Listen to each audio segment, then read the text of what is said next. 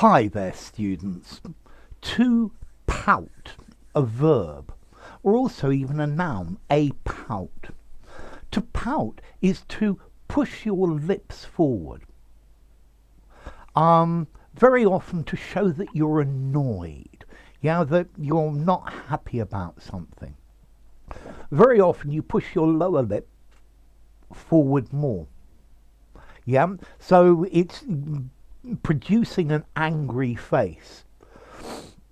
So the child pouted when it was told that he was going to be punished. Okay, so to pout, he always pouts if he doesn't get what he wants.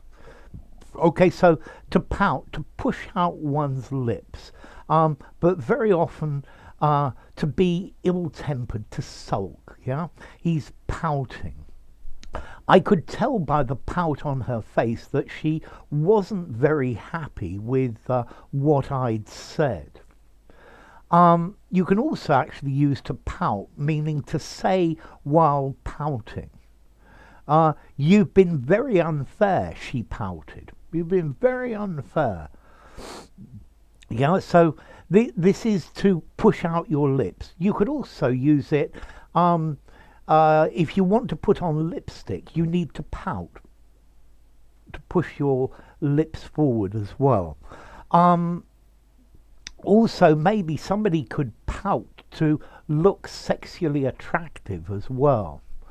Okay, so to pout, to push one's lips out with an expression of annoyance, that you're angry. Petulant annoyance.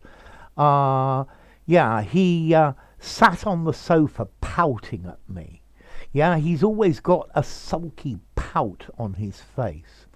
Okay, so to pout, to push out your lips reproachfully, angrily.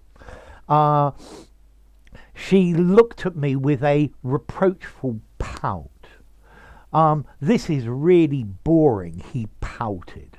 So, okay, you can also even say the pouts. He got a fit of the pouts, a fit of sullenness.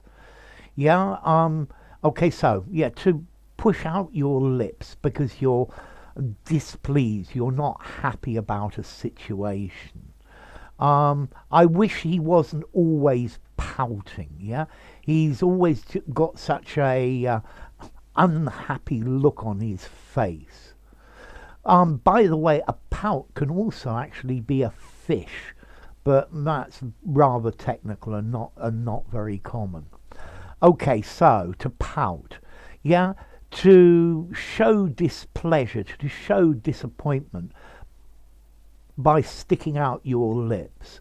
The child pouted when he discovered that he was going to have to sit in all day and couldn't go out of the house. He sat around the house all day pouting. He was not happy about it.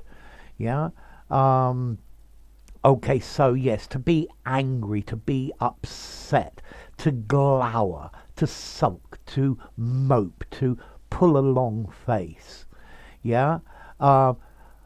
His lower lip jutted out in a pout. Okay, and that's the idea of to pout.